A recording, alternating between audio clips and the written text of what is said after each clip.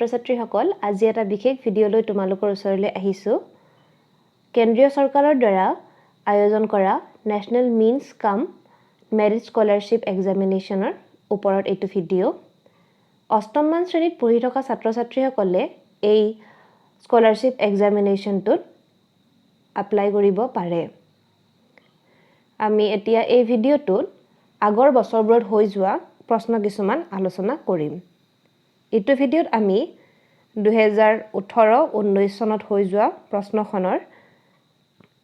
আলোচনা কৰিম ইয়াত এই পৰীক্ষাত দুখন প্ৰশ্ন পেপাৰ থাকে এখন হৈছে স্কলাষ্টিক এপ্টিটিউড টেষ্টৰ ওপৰত য'ত তোমালোকৰ অষ্টম মানৰ ভিত্তিতে প্ৰশ্নবোৰ সোধা হয় আনহাতে আৰু এখন থাকে মেণ্টেল এবিলিটি টেষ্ট MAT যিখন পেপাৰ থাকে সেইখনৰ বিষয়ে আমি আলোচনা কৰিম কিন্তু এইখন যিটো ভিডিঅ'ত আমি স্কলাষ্টিক এপ্টিটিউড টেষ্টৰ 2018-19 বৰ্ষৰ প্ৰশ্নখন আলোচনা কৰিম প্ৰশ্নখনৰ আৰম্ভণিতে কিছুমান ইনষ্ট্ৰাকচন দিয়া হৈছে যিসকল পৰীক্ষাৰ্থীয়ে এই পৰীক্ষাটো দিব তেওঁলোকৰ ফৰ্ম ফিল আপ ইতিমধ্যে হৈ গৈছে আৰু অহা দেওবাৰে তেওঁলোকৰ পৰীক্ষা অনুষ্ঠিত হ'ব তো তেওঁলোকে পৰীক্ষা দিয়াৰ আগতে যিখিনি নিৰ্দেশনা দিয়া থাকে সেই নিৰ্দেশনাখিনি তেওঁলোকে ভালদৰে পঢ়ি ল'ব আৰু তাত তেওঁলোকৰ ৰোল নাম্বাৰ কেন্দ্ৰৰ সংকেত আদিবোৰ লিখি ল'ব আৰু সেইখিনি লিখি লোৱা হোৱাৰ পাছত তেওঁলোকে নেক্সট যিটো পেজ থাকিব সেই পেজটোৰ পৰা তেওঁলোকে প্ৰশ্ন উত্তৰবোৰ কৰিবলৈ আৰম্ভ কৰিব পাৰিব তো আমি আৰম্ভ কৰিছোঁ 2018-19 বৰ্ষৰ যিখন স্কলাষ্টিক এপ্টিটিউড টেষ্ট পেপাৰ আছিল তাৰ প্ৰশ্নবোৰৰ উত্তৰবোৰ প্ৰথম প্ৰশ্নটো আছিল কোনজন স্কটিছ অৰ্থনীতিবিদ তথা ৰাজনৈতিক দাৰ্শনিকে ভাৰতীয় ইতিহাসক তিনিটা ভাগত ভাগ কৰিছিল উত্তৰ হৈছে জেমছ মিল অপশ্যন যিটো সি আছে সি অপশ্যনটো ইয়াৰ শুদ্ধ উত্তৰ হয় ইয়াৰ পিছত আহিছে দ্বিতীয় প্ৰশ্নটো হৈছে ব্ৰিটিছ আমোলৰ প্ৰথমজন গভৰ্ণৰ জেনেৰেল কোন আছিল উত্তৰ হৈছে ৱাৰেন হেষ্টিং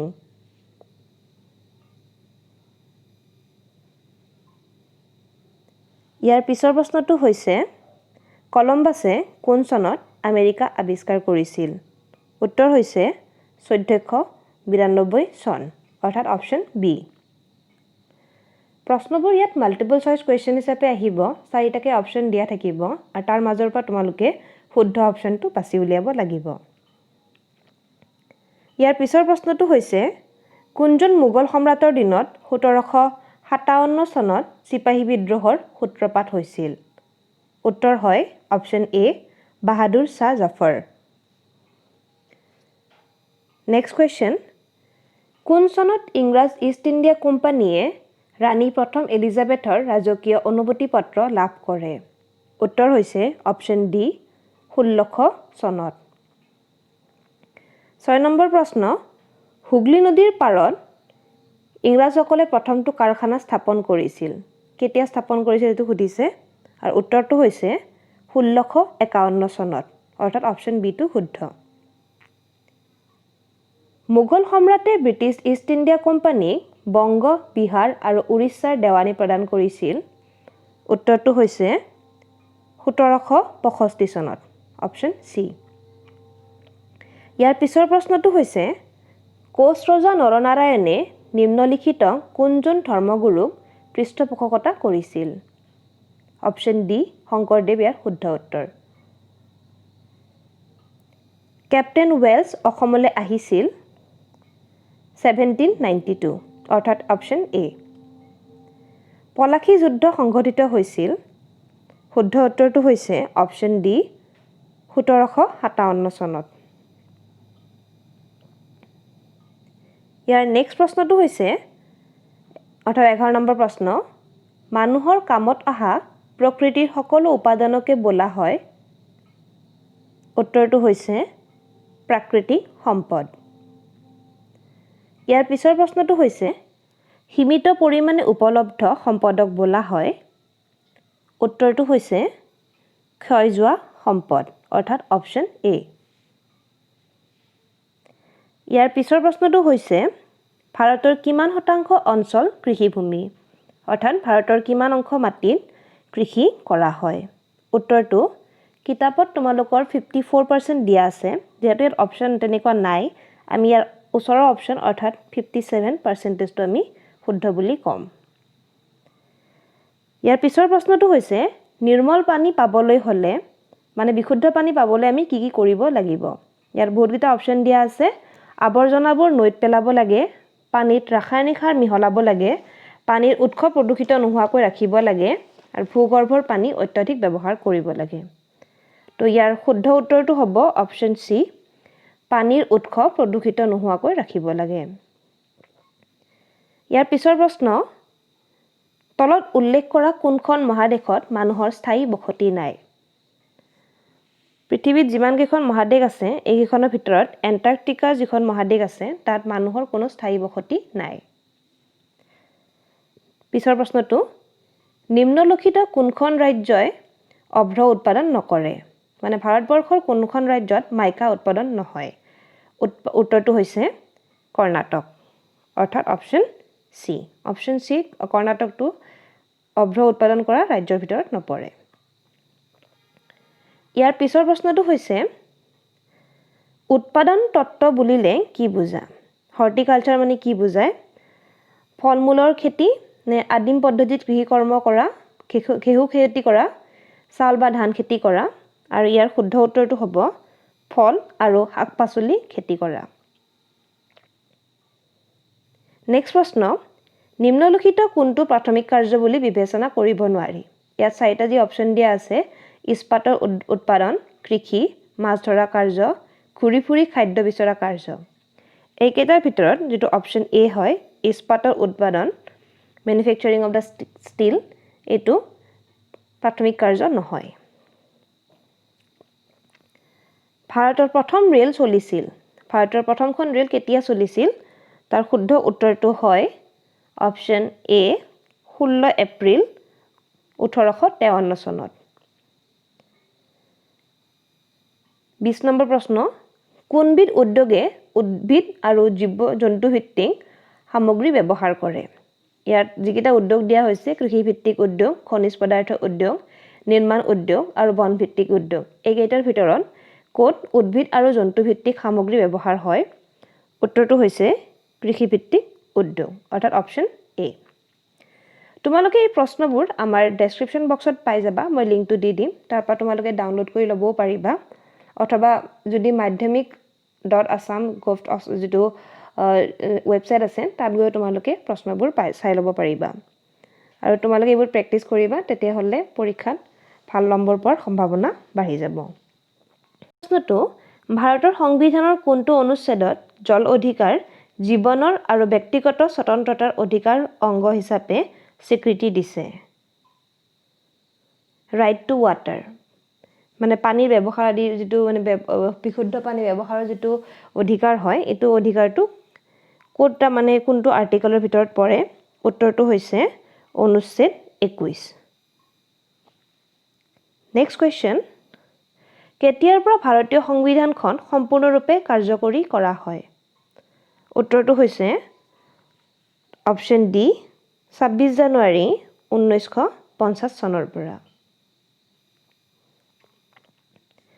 পৃথিৱীৰ চৰম দুৰ্ভাগ্যজনক ঔদ্যোগিক দুৰ্ঘটনাটো ভূপালত কেতিয়া ঘটিছিল যেটো ভূপাল গেছ ট্ৰেজেডি হৈছিল হেতু কোন চনত হৈছিল বা তাৰিখটো কি হয় উত্তৰটো হৈছে অপশ্যন 4 অৰ্থাৎ ডিসেম্বৰ 1984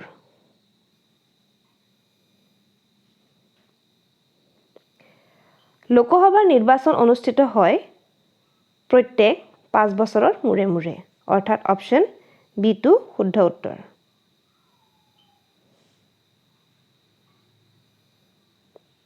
আৰু এই ইলেকশ্যনৰ সময়তে এই নিৰ্বাচনৰ যোগেৰিয়ে ভাৰতবৰ্ষৰ প্ৰধানমন্ত্ৰী নিৰ্বাচন কৰা হয় ইয়াৰ পিছৰ প্ৰশ্ন লোকসভাৰ শাসকীয় দলৰ নেতা কোন ৰাষ্ট্ৰপতি প্ৰধানমন্ত্ৰী উপৰাষ্ট্ৰপতি নে লোকসভাৰ অধ্যক্ষ উত্তৰটো হৈছে প্ৰধানমন্ত্ৰী লোকসভাৰ যেটো শাসকীয় দলৰ নেতা হয় তেওঁক আমি প্ৰধানমন্ত্ৰী হিচাপে সিলেক্ট কৰো যৌতুকজনিত মৃত্যুৰ নিম্নলিখিত কোনটো আইনৰ উলংঘা হয় যৌতুকৰ কাৰণে যিবোৰ মৃত্যু হয় সেই মৃত্যু হোৱাৰ যিটো কাৰ্যটো কোনখন আইন উলংঘা কৰা বুলি বুজোৱা হয় উত্তৰটো হৈছে অপৰাধ সংক্ৰান্তীয় আইন অৰ্থাৎ ক্ৰিমিনেল ল যেটো হয় হেতু উলংঘা কৰাটো বুজায় ২৭ নম্বৰ প্ৰশ্নটো হৈছে ভাৰতীয় সংবিধানৰ পিতৃ হিচাপে কাক আখ্যা দিয়া হয় উত্তৰ হৈছে বাবা সাহেব আম্বেদকাৰ অপচন সি কোন চনৰ কোন তাৰিখত ভাৰতীয় তিৰংগা পতাকাখনে জাতীয় পতাকা ৰূপে স্বীকৃতি পায় সংবিধান সভাত উত্তৰটো হৈছে অপচন সি 22 জুলাই 1947 চনত বৰ্তমান যিখন জাতীয় পতাকা আমি ব্যৱহাৰ কৰো তিনি ৰঙী সেইখন 22 জুলাই 1947 চনত গৃহীত হৈছিল ইয়াৰ পিছৰ প্ৰশ্নটো হৈছে নিম্নলিখিত কোনটো অধিকাৰক মৌলিক অধিকাৰ হিচাপে গণ্য কৰা নহয় সমতাৰ অধিকাৰ স্বাধীনতাৰ অধিকাৰ ধৰ্মীয় স্বাধীনতাৰ অধিকাৰ আৰু সম্পত্তিৰ অধিকাৰ উত্তৰটো হৈছে সম্পত্তিৰ অধিকাৰ আগতে এটো মৌলিক অধিকাৰ আছিল কিন্তু পিছলৈ তা মৌলিক অধিকাৰৰ পৰা আতৰাই দিয়া হয় নেক্সট প্ৰশ্ন ভাৰতবৰ্ষৰ চৰকাৰত কেইটা স্তৰ আছে উত্তৰটো হৈছে অপচন সি 3টা ইয়াৰ পিছৰ প্ৰশ্নখিনি বিজ্ঞানৰ পৰা আহিছে যেটো ইংলিছত প্ৰশ্নটো দিয়া হৈছে ওয়াৰ্ক ডান বুলি কৈছে ওয়াৰ্ক ডান মানে অসমীয়াত কাৰ্য হয় কিন্তু অসমীয়াত যেটো প্ৰশ্ন দিয়া হৈছে হেয়া সাব বুলি কোৱা হৈছে ওয়াৰ্ক ডান মানে কাৰ্য আৰু ইয়াত সাব বুলি কৈছে প্ৰশ্নবোৰ অকমান চাবা তোমালোকে যাতে ভুল নহয় কাৰণ একে ইয়াৰ কিন্তু উত্তৰটো একেই হ'ব ওয়াৰ্ক ডানে হওক বা সাপে হওক ওয়াৰ্ক ডান মানে কিন্তু কাৰ্য বুজায় ওয়াৰ্ক ডান এটা স্কেলাৰ কোয়ান্টিটি হয় আৰু সাপত এনেকে এটা স্কেলাৰ কোয়ান্টিটি হয় ইয়াৰ মানে কেৱল মাত্ৰ মান থাকে কিন্তু কোনো ধৰণৰ দিশ নাথাকে তো উত্তৰটো সাপ হওক বা ওয়াৰ্ক ডান হওক দুটাৰ কাৰণে এটাই উত্তৰ হয় হেতু হৈছে অপচন এ অৰ্থাৎ তাৰ মানহে আছে মাত্ৰ তাৰ কোনো ধৰণৰ দিশৰ কথা ইয়াত উল্লেখ নাথাকে ইয়াৰ পিছৰ প্ৰশ্নটো আহিছে 1:2 অনুপাতন ভৰৰ গাড়ী দুখনৰ বেগৰ অনুপাত হ'ল গাড়ী দুখনৰ ভৰ বেগৰ অনুপাত উলিয়াব দিছে প্ৰশ্নটো ইয়াত অসমীয়াত যেটো প্ৰশ্ন দিয়া হৈছে সম্পূৰ্ণ ক্লিয়াৰ নহয় কি সুধিছে বুজিব নোৱাৰি আমি ইংৰাজী প্ৰশ্নটো চাওঁ হা Two vehicles having masses in the ratio 1:2 are moving with velocities in the ratio 2:1 the ratio of their momentum অৰ্থাৎ দুখন গাড়ী হিহঁতৰ যেটো ভৰৰ অনুপাত হয় হেতু হৈছে 1:2 আনহাতে হিহঁতৰ যেটো velocity হয় অৰ্থাৎ যেটো বেগৰ অনুপাত হয় হেয়া হৈছে 2:1 এতিয়া হিহঁতৰ momentum অৰ্থাৎ ভৰ বেগৰ অনুপাত উলিয়াব দিছে আৰু ভৰ বেগ মানে তোমালোকে নিশ্চয় জানা ভৰ বেগ মানে হৈছে ভৰ আৰু বেগৰ পূৰণফল গতিকে আমি যদি এটো উলিয়াও উত্তৰটো আমাৰ আহিব অপচন ডি অৰ্থাৎ 1 ইয়াৰ পিছৰ প্ৰশ্ন গ্ৰহ এটাৰ কক্ষপথৰ আকাৰ গ্ৰহবোৰ যে মানে নক্ষত্ৰৰ চাৰিওফালে ঘূৰি থাকে তাৰ যেটো কক্ষপথ থাকে কেনে আকৃতিৰ হয় উত্তৰটো হৈছে উপবৃত্তাকাৰ ইলিপ্টিকেল হয় সম্পূৰ্ণৰূপে বৃত্তাকাৰ নহয় তাৰ মানে নেক্সট কোৱেশ্চন যদি আপাতিত কোণ সংকট কোণ হয় তেনেহলে প্ৰতিহৰিত কোণৰ মান হ'ব উত্তৰটো হয় উত্তৰ হৈছে π/2 অৰ্থাৎ 90 ডিগ্ৰী মহ এটাৰ পাখিৰ কম্পনৰ হাৰ হৈছে যিকেইটা ইয়াত অপচন দিয়া আছে তোমালোকে যদি চোৱা প্ৰথম যেটো অপচন দিয়া আছে এটো চোৱাচোন এটো হৈছে মানুহে শুনিব পৰা যেটো ৰেঞ্জ থাকে তাৰ ভিতৰত পৰে আৰু আনহাতে বাকিটা চোৱা যে 0 to 20 যেটো অবশব্দ হয় বা 20,000 to 25,000 কৈছে হেতু অতি শব্দ হয় আৰু অপচন ডি যেটো দিয়া আছে হেতু অতি শব্দৰ ৰেঞ্জতে পৰে গতিকে হেতু আমি অপচন বি সি আৰু ডি গুটেকিটা কেনসেল কৰিব পাৰো আমাৰ লগত যেটো অপচন এ আছে অৰ্থাৎ 50 ৰ পৰা 20,000 পাৰ সেকেন্ড যেটো দিয়া হৈছে মানে পাৰ সেকেন্ড আমি হাৰ্জ বুলি ক'ব পাৰো হেতু হৈছে মহ এটাৰ পাখিৰ কম্পনৰ হাৰ ইয়াৰ পিছৰ প্ৰশ্নটো আহিব পূৰ্ণ আভ্যন্তৰীণ প্ৰতিফলন এনে এটা ঘটনা য'ত আলোক ৰশ্মি যেতিয়া পূৰ্ণ আভ্যন্তৰীণ প্ৰতিফলন ঘটে তাত আলোক ৰশ্মি কিনে ধৰণে মানে ক্ৰিয়া কৰে সেইটো সুধিছে ইয়াত আৰু ইয়াৰ যেটো অপচন হ'ব ইয়াৰ অপচনটো হৈছে অপচন বি ঘনতৰ মাধ্যমেদি প্ৰতিফলিত হয় যদি আপাতিত কোণ সংকট কোণতকৈ অধিক হয় সংকট কোণকৈ যেতিয়া আপাতিত কোণটো ডাঙৰ হয় তেতিয়া ঘনতৰ মাধ্যমত কি নিজে আৰু প্ৰতিফলিত হৈ আহে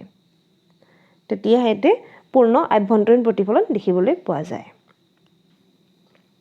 ইয়াৰ পিছৰ প্ৰশ্ন তলৰ কোনটো যোগাযোগ বল উত্তৰটো হৈছে অপচন সি ঘৰ্ষণ বল 38 নম্বৰ প্ৰশ্নটো হীৰা আইনা কটাৰ কাৰণে ব্যৱহৃত হয় আইনাবোৰ কাটিবৰ কাৰণে হীৰা ব্যৱহাৰ কৰা হয় আৰু ইয়াৰ মূল কাৰণটো কি হয় এটো বিচাৰিছে তেওঁলোকে ইয়াৰ উত্তৰটো হৈছে হীৰাবোৰ আইনাতকৈ টান হয় আৰু ইয়াত বেলেগ যেটা অপচন দিছে এটা নহয় যে নৰম পদাৰ্থ কৈছে কাকলতি ধৰাল বুলি কৈছে বা সহজলভ্য এটা অপচন নহয় শুদ্ধ উত্তৰটো হৈছে অপচন এ হীৰা আইনাতকৈ অধিক টান আৰু সেই কাৰণে গ্লাস বা আইনাবোৰ কাটিবৰ কাৰণে হীৰা ব্যৱহাৰ কৰা হয় 39 নম্বৰ প্ৰশ্ন তলৰ উল্লেখ কৰা কোনটো এটা প্ৰকোষ কেন্দ্ৰীয় জীৱ ইয়াত যেটা অপচন দিয়া আছে তাৰ মাজত কোনটো প্ৰকোষ কেন্দ্ৰীয় হয় ক'ব লাগে উত্তৰটো হৈছে বি ব্যাকটেৰিয়া নেক্সট বীজতকৰ পৰা শস্যৰ পৃথকীকৰণ প্ৰক্ৰিয়া কোৱা হয় বীজৰ যেটো মানে অৰ্থাৎ যিবোৰ ধানৰ বা বাতৰ তেনেকুৱা যেটো বীজ থাকে বীজৰ যেটো বাকলিৰ পৰা যেটো শস্যৰ আমি পৃথক কৰো সেই প্ৰক্ৰিয়াটো কি বুলি কোৱা হয় গ্ৰেইনছ ফ্ৰম চেফ যেটো হয় হেতু উত্তৰটো হৈছে বাদিয়া অপচন সি বাদিয়া নেক্সট প্ৰশ্ন তলত উল্লেখ কৰা কোনটো উৎসৱ শস্য সংগ্ৰহ কৰাৰ লগত জড়িত শস্য সংগ্ৰহ কৰা সময়ৰ লগত জড়িত উৎসৱ গীতাৰ কথা সুধিছে দুৰ্গা পূজা পোংগল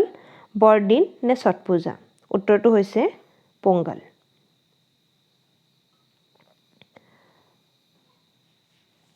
গংগা নদী বচোৱা কাৰ্যকৰী পৰিকল্পনা কোন চনত প্ৰৱৰ্তন কৰা হয় উত্তৰটো হৈছে 1985 চনত ষ্ট্ৰেপ্টোমাইচিন এন্টিবায়োটিক তলৰ কোনবিধ জীৱৰ পৰা প্ৰস্তুত কৰা হয় বেক্টেৰিয়া ভেকুৰ হেলুৱৈ আৰু প্ৰটোজোৱা এইকেইটা অপচন দিয়া আছে আৰু এই অপচন কেইটাৰ ভিতৰত যেটো অপচন এ দিয়া আছে অৰ্থাৎ বেক্টেৰিয়া হেতু হৈছে শুদ্ধ উত্তৰ নেক্সট আহিছে আমি ৰেড ডাটা বুকৰ কথা ৰেড ডাটা বুকত তলৰ কোনবিধৰ তথ্য সংগ্ৰহিত কৰা হয় ৰেড ডাটা বুকত বিপদাপন্ন যিবোৰ প্ৰাণী থাকে সেইবোৰৰ বিষয়ে তাত তথ্যবোৰ দিয়া থাকে যিবোৰ এন্ডেঞ্জাৰ্ড প্ৰাণী হয় অৰ্থাৎ বিপদাপন্ন প্ৰাণী সেইবোৰৰ বিষয়ে দিয়া থাকে তাৰ পিছৰ প্ৰশ্নটো 2,4-D ৰাসায়নিক পদাৰ্থবিধ খেতিয়কসকলে তলত উল্লেখিত কোনটো কাৰণত ব্যৱহাৰ কৰে 2,4-D যেটো মানে ৰাসায়নিক পদাৰ্থ আছে ক'ত ব্যৱহাৰ হয় উত্তৰটো হৈছে অপতৃণ নিৰনীকৰণত অপতৃণবোৰ আঁতৰাবৰ কাৰণে 2,4-D ৰাসায়নিক পদাৰ্থবিধ ব্যৱহাৰ হয় নেক্সট কোৱেশ্চনটো হৈছে কিছুমান প্লাষ্টিক থকা সেউজীয়া ৰঞ্জক পদাৰ্থবিধ তলত উল্লেখ কৰা কোনটো নামেৰে জনা যায় যেটো মানে গছৰ যেটো পাত বা এনেকুৱা ধৰণৰ সেউজীয়া অংশবোৰ থাকে তাত এটা বিশেষ ৰঞ্জক পদাৰ্থ থাকে যেটো প্লাষ্টিক হয় হেতু কোনটো হয় ইয়াৰ অপচন কেইটা দিয়া হৈছে ক্লোৰোফিল জেন্থোফিল কেৰোটিন এন্থোচায়ানিন আৰু উত্তৰটো হৈছে ক্লোৰোফিল থাকে কাৰণে উদ্ভিদৰ পাতবোৰ সেউজীয়া হয় 47 নম্বৰ প্ৰশ্ন তলত দিয়া বোৰৰ কোনটো খাৰিফ শস্য ইয়াত যেটা অপচন আছে তাৰ ভিতৰত খাৰিফ শস্যটো আমি উলিয়াব লাগে সয়াবিন মটৰ মাহ সৰিয়হ নে ঘেঁহু আৰু উত্তৰটো হৈছে সয়াবিন বাকি কেইটা অৰ্থাৎ মটৰ মাহ সৰিয়হ ঘেঁহু হৈছে ৰবি শস্য নেক্সট প্ৰশ্নটো হৈছে গাখীৰৰ পৰা দৈ প্ৰস্তুত হোৱাত তলৰ কোনটো অনুজীৱই সহায় কৰে গাখীৰৰ পৰা দৈ হোৱাৰ ক্ষেত্ৰত লেক্টোবেচিলাছে সহায় কৰে আৰু এইটো এটা বেক্টেৰিয়া ইয়াৰ পিছৰ প্ৰশ্ন ডেংগু ভাইৰাছৰ বাহক হল ডেংগু ভাইৰাছক যেটো মানে কোনে কিৰ সহায়ত মানে এটা বেমাৰী মানুহৰ পৰা আন এটা মানুহলৈ যায় উত্তৰটো হৈছে এডিছ নামৰ এবিধ মহৰ সহায়ত এটো মানে বাহক হয় এডিছ নামৰ মহবিধ হৈছে ডেংগু ভাইৰাছৰ বাহক 50 নম্বৰ প্ৰশ্নটো হৈছে তলৰ কোনটো সহজীৱী সম্পৰ্কৰ উদাহৰণ উত্তৰ হৈছে ৰাইজোবিয়াম আৰু মাহজাতীয় উদ্ভিদ সহজীৱী সম্পৰ্কত এটাই আনটোক সহায় কৰি থাকে মানে দুটাৰে এটাই আনটোক সহায় কৰে ইয়াত ৰাইজোবিয়াম আৰু মাহজাতীয় উদ্ভিদৰ যেটো উদাহৰণ হয় এটো এটা সহজীৱী সম্পৰ্কৰ উদাহৰণ হয় 51 নম্বৰ প্ৰশ্ন অসমত কিমানখন ৰাষ্ট্ৰীয় উদ্যান আছে উত্তৰ হৈছে 18খন 52 নম্বৰ প্ৰশ্ন যি কোষে বাৰ্তা গ্ৰহণ কৰে আৰু শৰীৰৰ এঠাইৰ পৰা আন ঠাইলৈ বাৰ্তা পৰিবহন কৰে হেয়া হ'ল স্নায়ু কোষ হৃদপিণ্ড কোষ ৰক্ত কোষ নে পেশী কোষ বাৰ্তা গ্ৰহণ অথবা প্ৰেৰণ কৰা যেটো কাম হে কামটো স্নায়ু কোষে সম্পাদন কৰে ইয়াৰ পিছৰ প্ৰশ্ন যদিহে নিষেচন স্ত্ৰী দেহৰ বাহিৰত পৰীক্ষাগাৰত হয় তাক কোৱা হয় যেতিয়া পৰীক্ষাগাৰত স্ত্ৰী দেহৰ নিষেচনটো যদি কৰা হয় তেতিয়া হলে তাক কোৱা হয় IVF ইন ভিট্ৰো যেটো ফাৰ্টিলাইজেশ্যন হয় হেতু পৰীক্ষাগাৰত কৰা হয় আৰু তাৰ ফলত টেষ্ট টিউব বেবিবোৰ জন্ম হয়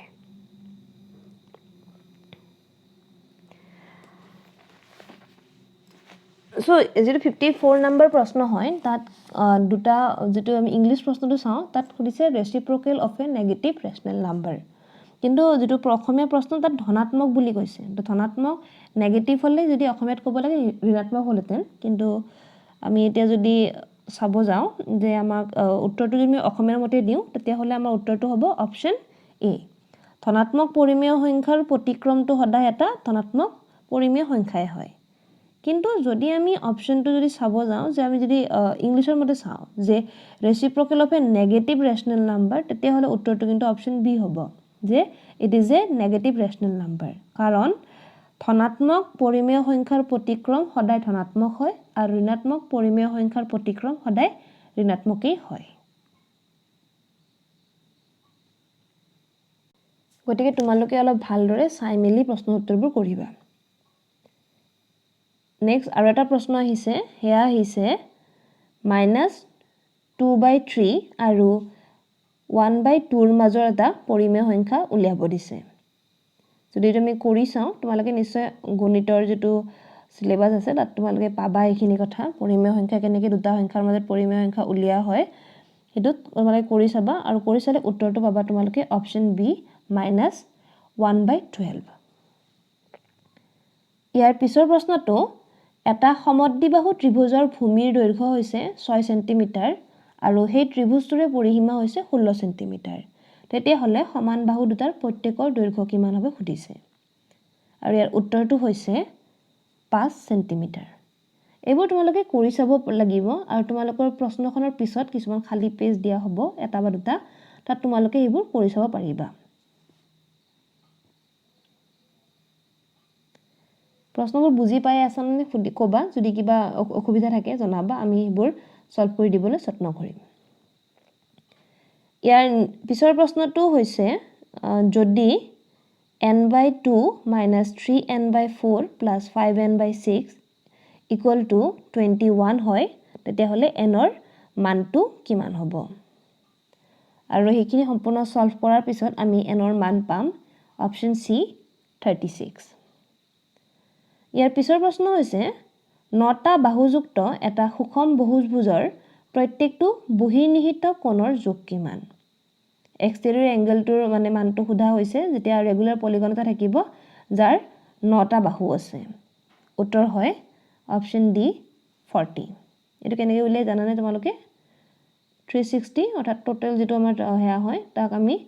ডিভাইড বাই 9 কৰিম যিমানটা সাইড থাকিব হিমানে ডিভাইড কৰিম উত্তৰটো আমাৰ কিমান আহিব 40 আহিব এইবোৰ অংকবোৰ কৰিব তোমালোকে শিকিছা বুলি ভাবিছো কাৰণ অষ্টম মানৰ যেটো যিবোৰ গণিত অথবা আন বিষয়বোৰ আছে তাৰ সিলেবাসত এইবোৰ কথা দিয়া আছে তোমালোকে চেষ্টা কৰিবা আৰু কিবা অসুবিধা পালে আমাক নিশ্চয় জনাবা নেক্সট প্ৰশ্নটো আহিছে 9 স্কয়াৰ আৰু 10 স্কয়াৰৰ মাজত থকা অপূৰ্ণাংগ বৰ্গ সংখ্যাৰ সংখ্যা কিমান হয় অৰ্থাৎ 9 যেটো বৰ্গ আৰু 10ৰ বৰ্গ অৰ্থাৎ 81 আৰু 1ৰ মাজত কিমানটা অপূৰ্ণাংগ বৰ্গ সংখ্যা আছে অৰ্থাৎ যিবোৰ তানে সম্পূৰ্ণ বৰ্গ সংখ্যা নহয় তেনেকুৱা কিমানটা আছে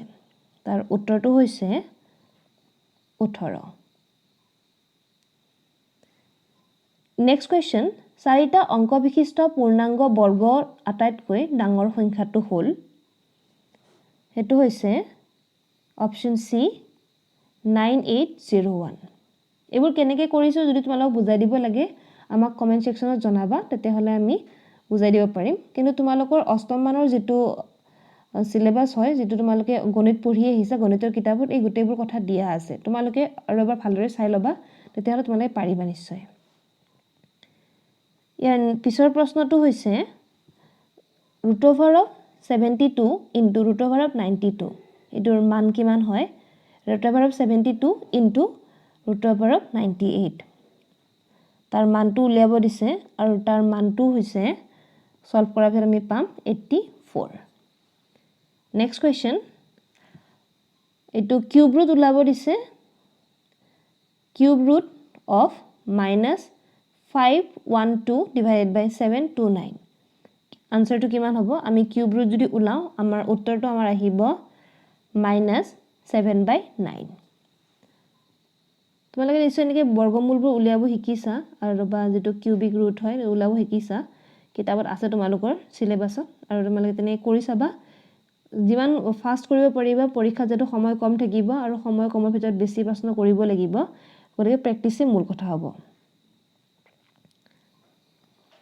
ইয়াৰ পিছৰ প্ৰশ্নটো হৈছে তলত দিয়া কোনটো সংখ্যা পূৰ্ণাংগ ঘন হয়? 121, 169, 196 নে 216? আৰু অপশ্যনটো হৈছে 216, আৰু 216টো হৈছে 6ৰ পূৰ্ণাংগ ঘন। ইয়াৰ পিছৰ প্ৰশ্ন, এটা পৰীক্ষাত মুঠ পৰীক্ষাৰ্থীৰ 65% কৃতকাৰ্য হৈছিল। যদি অকৃতকাৰ্য পৰীক্ষাৰ্থীৰ সংখ্যা 420 হয়, তেন্তে মুঠ পৰীক্ষাৰ্থীৰ সংখ্যা কিমান হ'ব? আৰু সলভ কৰিলে তাৰ উত্তৰটো পোৱা যাব 1200। মুঠ পৰীক্ষাৰ্থীৰ সংখ্যা 1200, তাৰ 65% কৃতকাৰ্য হৈছে, অৰ্থাৎ পাছ কৰিছে, আৰু বাকী অকৃতকাৰ্য হৈছে। আৰু অকৃতকাৰ্য হোৱা পৰীক্ষাৰ্থীৰ সংখ্যা 420 আছিল। নেক্সট কুৱেশ্যন, যদি 10টা আপেলৰ কিনা দাম 8টা আপেলৰ কিনা দামৰ সমান হয়, তেন্তে লাভৰ শতাংশ হ'ব? লাভ লোকচানৰ অংক তোমালোকে শিকিছা, আৰু ইয়াৰ উত্তৰটো আমি পাম 25%, 25%। নেক্সট কুৱেশ্যন, 1997 চনত এখন চহৰৰ জনসংখ্যা আছিল 20,000। বছৰি 5% হাৰত জনসংখ্যা বৃদ্ধি হৈছিল, তেতিয়াহ'লে 2000 চনৰ শেষত জনসংখ্যা কিমান হ'ব? ইয়াত তোমালোকে যিটো চক্ৰবৃদ্ধি সূত্ৰটো আছে সেইটো ব্যৱহাৰ কৰিব লাগিব, আৰু ইয়াত 97 চনৰ পৰা 2000 চন, অৰ্থাৎ 3 বছৰৰ ভিতৰত কিমান সলনি হৈছে সেইটো সুধিছে। তাত তুমি এনৰ ভেলুটো 3 ব্যৱহাৰ কৰিবা, আৰু তেতিয়াহ'লে উত্তৰটো তোমালোকৰ অপশ্যন ডি আহিব, 23153 আহিব। নেক্সট প্ৰশ্ন, বছৰি 10% হাৰত 2 বছৰৰ বাবে এটা নিৰ্দিষ্ট মূলধনৰ ওপৰত মিশ্ৰ সুদ হৈছে 1050 টকা, তেতিয়াহ'লে মূলধনৰ পৰিমাণটো কিমান হ'ব? চক্ৰবৃদ্ধি সূত্ৰৰ যিটো সূত্ৰ হয় সেইটো ব্যৱহাৰ কৰি তোমালোকে প্ৰশ্নটো কৰিলে উত্তৰ পাবা 5000। 68 নম্বৰ যিটো প্ৰশ্ন হয়, তাত 6a + 4b - c + 3, সেইটো এটা ৰাখি দিয়া হৈছে 2b - 3c + 4, আনটো ৰাখি 2c - 5a - 6 আৰু 11b - 7a + 2c - 1, এই চাৰিটা ৰাখি দিয়া হৈছে, আৰু ৰাখি যোগফলকেইটা উলিয়াব দিছে। মানে এই গোটেইকেইটা ৰাখি আমি যোগ কৰিব লাগিব, এইটো এনেকৈ গোটেইকেইটা ৰাখি যোগ কৰিব লাগিব।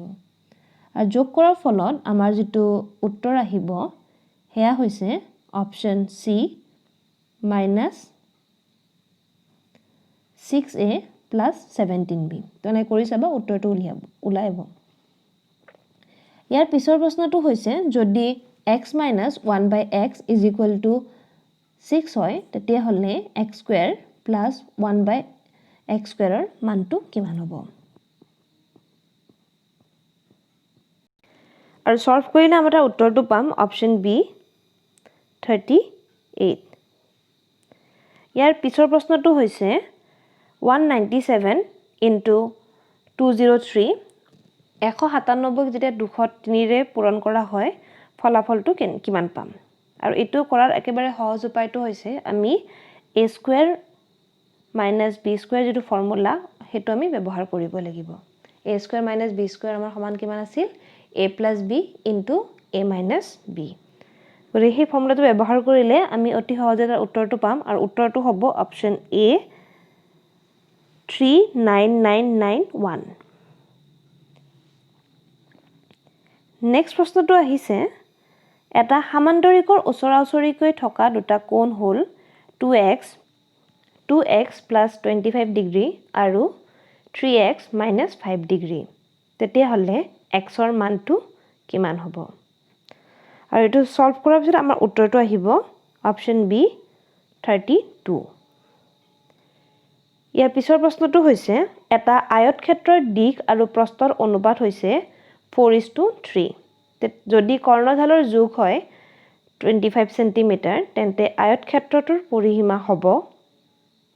আমি সলভ কৰি উত্তৰটো পাম অপচন C 70 সেন্টিমিটাৰ ইয়াৰ পিছৰ প্ৰশ্নটো হৈছে এটা ট্ৰেপেজিয়ামৰ সমান্তৰাল বাহু দুটাৰ যোগ যথাক্ৰমে হৈছে 19 সেন্টিমিটাৰ আৰু 13 সেন্টিমিটাৰ ইয়াৰ কালিও দিয়া আছে 128 সেন্টিমিটাৰ তেতিয়া হলে সমান্তৰাল বাহু দুটাৰ মাজত যদি দূৰত্ব হয় হেতু কিমান হয় হেতু আমাক উত্তৰটো লাগে আমি জানো ট্ৰেপেজিয়ামৰ যেটো কি হয় কালি কেনেকৈ উলিয়াব লাগে আমি জানো ট্ৰেপেজিয়ামৰ কালি সমান হয় কিমান হাফ ইনটু যিগিটা সমান্তৰাল বাহুৰ যোগ দিয়া আছে এটা যোগফল আৰু হিহতৰ মাজত দূৰত্বৰ পূৰণফল গতিকে হেখিনি যেটা পূৰণ কৰিব যোৱা যায় আৰু আমাক যেটা এতিয়া কালিটো দিয়া আছে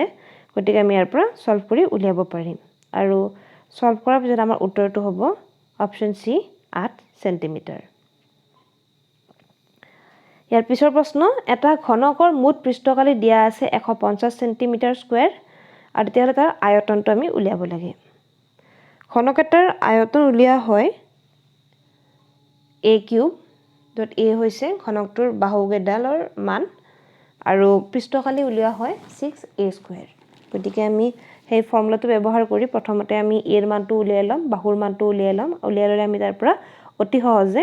আয়তনটো উলিয়াব পাৰিম আৰু আমাৰ উত্তৰটো আহিব 125 সেন্টিমিটাৰ কিউব ইয়াৰ পিছৰ প্ৰশ্ন যদি ঘনক এটাৰ প্ৰতিটো বাহুৱে দুগুণ কৰা হয় তেন্তে তাৰ আয়তন কিমান হ'ব ঘনক এটাৰ বাহু এটা ঘনক আছিল তাক মানে তাৰ মানটো দুগুণ কৰি দিয়া হ'ল প্ৰতিটো বাহুৰ তেতিয়া হলে আয়তনটো এটা হলনি হ'ব কিমান গুণ হলনি হ'ব উত্তৰটো হৈছে আমাৰ 8 গুণ হলনি হ'ব এতিয়া আমাক x ৰ মানটো উলিয়াব দিয়া হৈছে আমাক এটা এক্সপ্ৰেছন এটা দিয়া আছে যে 7/12 whole to the power of -4 into 7/12 whole to the power of 3x is equal to 7/12 whole to the power of 5 যদি এইখিনি দিয়া থাকে ইয়াত আমি সূচকৰ যেটো নিয়ম কিছুমান আছে সেই নিয়মবোৰ ব্যৱহাৰ কৰি আমি x ৰ মানটো উলিয়াব পাৰিম যে -4 plus 3x equal to 5 হ'ব আৰু ইয়াৰ পৰা আমি এইখিনি সলভ কৰাৰ পিছত আমাৰ উত্তৰটো আহিব আৰু উত্তৰটো হৈছে অপচন D 3 ইয়াৰ x ৰ মানটো 3 ওলাব আমাক এটা সংখ্যা দিয়া আছে 3670000 আৰু ইয়াক আমাক প্ৰামাণিক ৰূপলৈ ৰূপান্তৰিত কৰিব দিয়া হৈছে আৰু আমাৰ অপচন 2 যেটো অপচন C দিয়া আছে এটো শুদ্ধ হ'ব 3.67 into 10 to the power of -6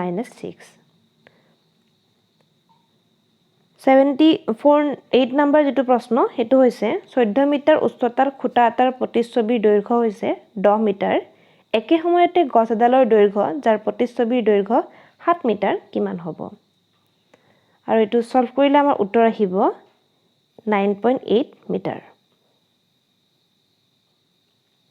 ইয়াৰ পিছৰ প্ৰশ্নটো হৈছে তিনিজন মানুহে 4 দিনত এখন বেৰ বনাব পাৰে তেতিয়া হলে 4জন মানুহে বেৰখন কিমান দিনত বনাব এটো ঐকিক নিয়মৰ অংক হয় আৰু অংকটো যদি আমি সলভ কৰিম আমাৰ উত্তৰটো আহিব 3 দিনত 4জন মানুহে 3 দিনত বেৰখন বনাব পাৰিব 80 number question 7a square minus 63b square আৰু তাক আমি তাৰ উৎপাদক গিটা উলিয়াব লাগে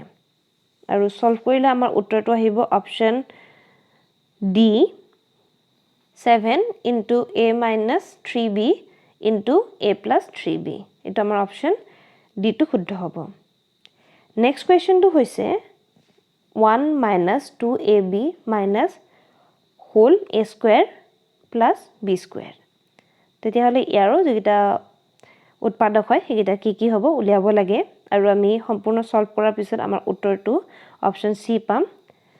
1 plus a plus b whole into 1 minus a minus b next কোৱেশ্চনটো এখন মনাত তিনিটা বগা আৰু দুটা ৰঙা বল আছে যাদৃচ্ছিকভাৱে তাৰ এটা বল উঠোৱা হ'ল আৰু উঠোৱা বলটো ৰঙা হোৱাৰ সম্ভাৱিতা কিমান হয় মুঠতে পাঁচটা বল আছে আৰু তাৰ দুটা হৈছে ৰঙা গতিকে ৰঙা হোৱাৰ সম্ভাৱিতা হ'ব অপচন D 2/5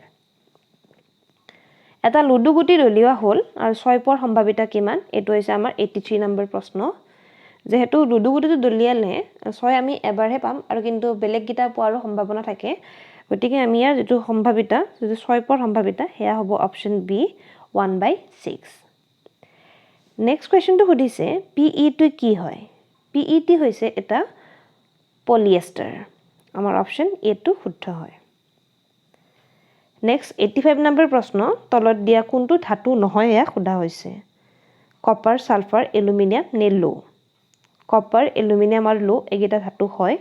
আৰু ইয়াৰ অপচন B সালফাৰ ধাতু নহয় নেক্সট প্ৰশ্নটো হৈছে হিমোগ্লোবিনত কোনটো ধাতু থাকে হিমোগ্লোবিনত থকা ধাতুটোৰ নাম হৈছে লো অথবা আমি যেটো ইংলিছত আয়ৰন বুলি কওঁ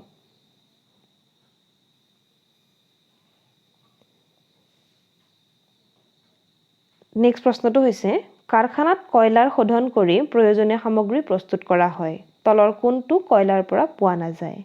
কোক কল্টাৰ কোল গেছ নে CNG উত্তৰ হৈছে CNG আমি বাকি গিটা কয়লাৰ পৰা পাওঁ কোক কল্টাৰ অথবা কোল গেছ আমি তিনটা কয়লাৰ পৰা পাওঁ কিন্তু আমি CNG কয়লাৰ পৰা নাপাওঁ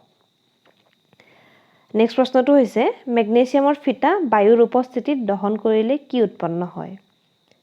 ইয়াত অপচনটো দেখিলে গণ্ডগোল লাগাৰ সম্ভাৱনা থাকে কিন্তু আমাৰ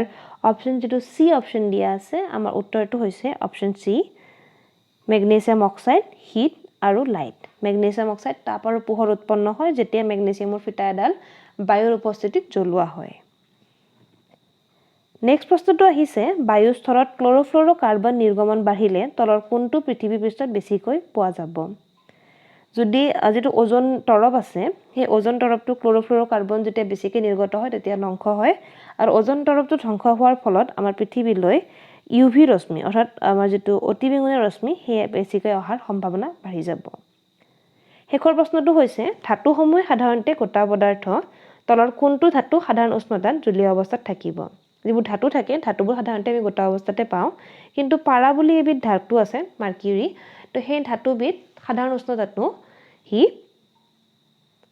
তৰল অৱস্থাতে থাকে গতিকে এইখিনি আছিল নেশনাল মিন্স কাম মেৰিট স্কলাৰশ্বিপ এক্সামিনেশ্যন 2018-19 ৰ যিখন স্কলাষ্টিক এপ্টিটিউড টেষ্ট হয় সেই টেষ্টৰ পেপাৰখনৰ ডিসকাশন তোমালোকে যদি কিবা বুজি নোপোৱাকে থাকি গ'ল তেতিয়া হলে আমাক কমেন্ট সেকশনত জনাবা আৰু যদি কিবা বেলেগ প্ৰশ্ন থাকে সেইখিনি আমাক জনাবলৈ নাপাহৰিবা ধন্যবাদ